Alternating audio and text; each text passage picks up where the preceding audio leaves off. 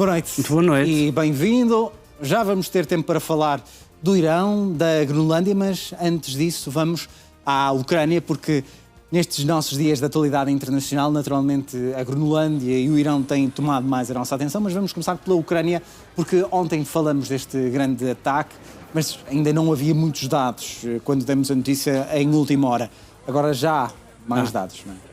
Acabaram por ser quase 300 drones e cerca de 18 mísseis. Ontem tínhamos falado em 20, em boa verdade foram 18, alguns balísticos, outros de cruzeiro, e atingiram fundamentalmente aqueles locais que nós tivemos ontem possibilidade de apontar, fundamentalmente Kharkiv, a seguir Kiev e lembramos também Odessa.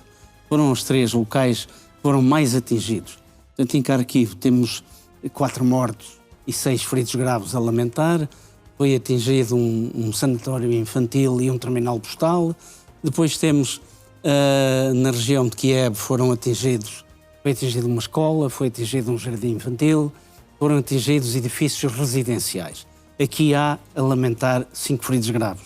Em Odessa foram atingidos, sobretudo, infraestruturas energéticas, não havendo neste momento indicação de feridos graves. De qualquer maneira, foi um ataque em que, mais uma vez, as forças de defesa aérea ucraniana estiveram em ação, estiveram completamente empenhadas em debelar estas ameaças, conseguiram interceptar a grande maioria dos drones, mas relativamente aos mísseis, cerca de metade conseguiram penetrar o escudo defensivo e alguns dos drones também.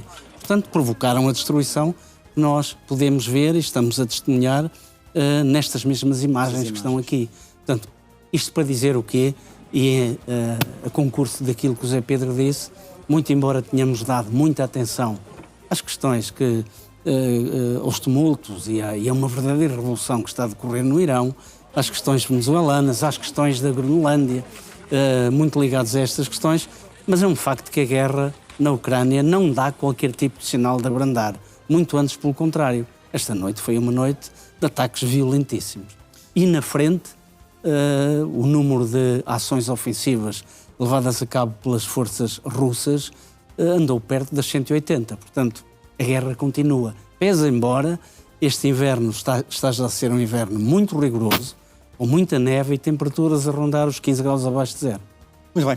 Sr. Major-General, vamos olhar agora para as declarações de Jens Stoltenberg, antigo secretário-geral da NATO. Ele diz que Putin falhou completamente na Ucrânia. Bom, quer dizer, Jens Stoltenberg está perfeitamente qualificado para fazer uma análise desta natureza, porque, na prática, a guerra que opõe a Federação Russa à Ucrânia começou em 2014.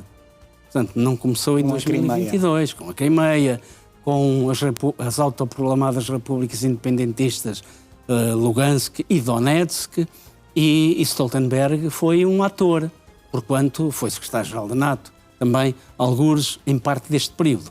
E o que ele diz é que a invasão em grande escala foi uma agudização da guerra que já se verificava. Aliás, desde 2014. Depois chegou a ter declarações a dizer que a resposta deveria ter sido outra. Claro, ele próprio, depois de ter saído, agora assumiu as funções de Ministro das Finanças da Noruega, ele próprio fez o ato de contrição, a dizer que a NATO devia ter tido uma atitude muito mais proativa, muito mais interventiva e não devia ter permitido que a situação se arrastasse ao ponto que se arrastou. E permitiu a que Putin e o seu regime fossem ganhando liberdade de ação para depois se lançarem nesta invasão em grande escala. E ele diz uma coisa muito curiosa, porque ele ao fazer estas afirmações, naturalmente que as fundamenta. E fundamenta-as dizendo que Putin conseguiu muito pouco desde 2014. O que é um facto é que estamos em 2026. Fazendo as contas para 2014, já lá vão quase 12, vai fazer 12 anos de guerra em contínuo. É evidente, com um pico que se agudizou em 24 de fevereiro de 2022. E na sequência da invasão em grande escala, a Ucrânia foi invadida pela Federação Russa.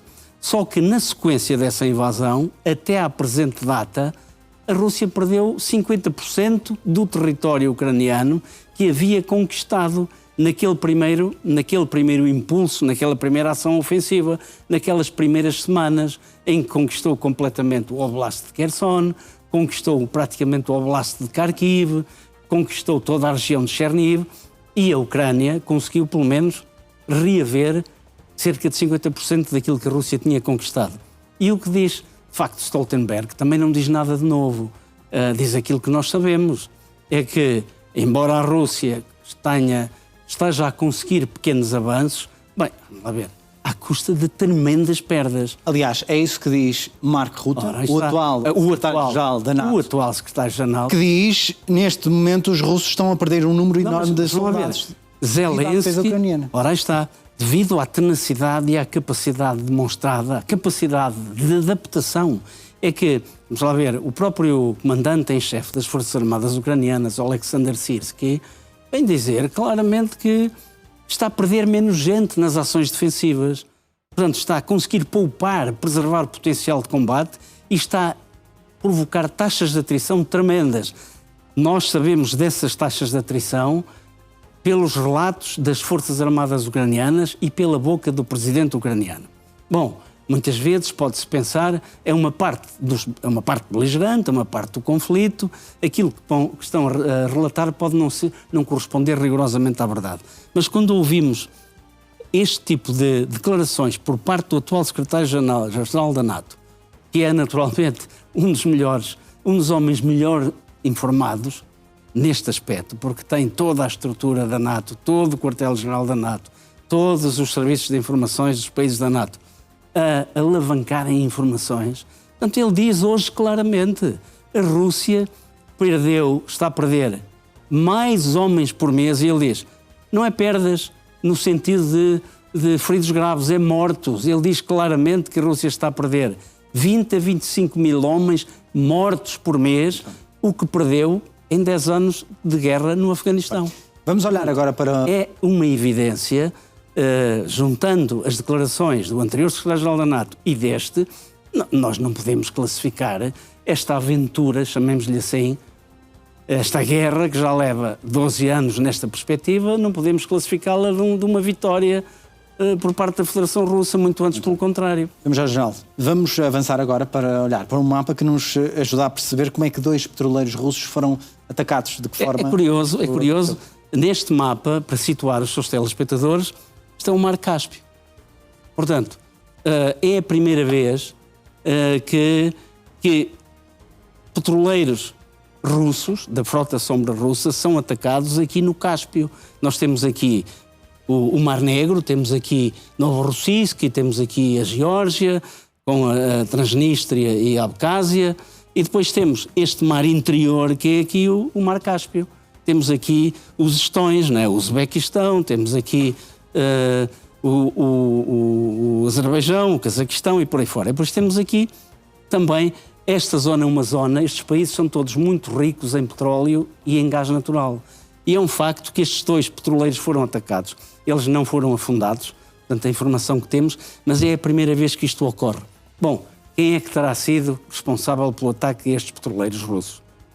A Ucrânia ainda não assumiu, mas o que é provável é que possa ter sido, evidentemente, a Ucrânia neste momento, e até face à distância, tem meios, desde drones e mísseis, com capacidade suficiente para levarem a cabo ataques a esta distância. Portanto, o mais provável, diria eu, é que possa ter sido a Ucrânia. A não ser a Ucrânia, poderá ter sido aqui um outro país qualquer terceiro. Não é provável que seja, mas o que é facto é que a Ucrânia já atingiu petroleiros russos da frota sombra noutros locais. Não estamos a ver aqui no outro mar a seguir ao Mar Negro, que é o Mar Mediterrâneo.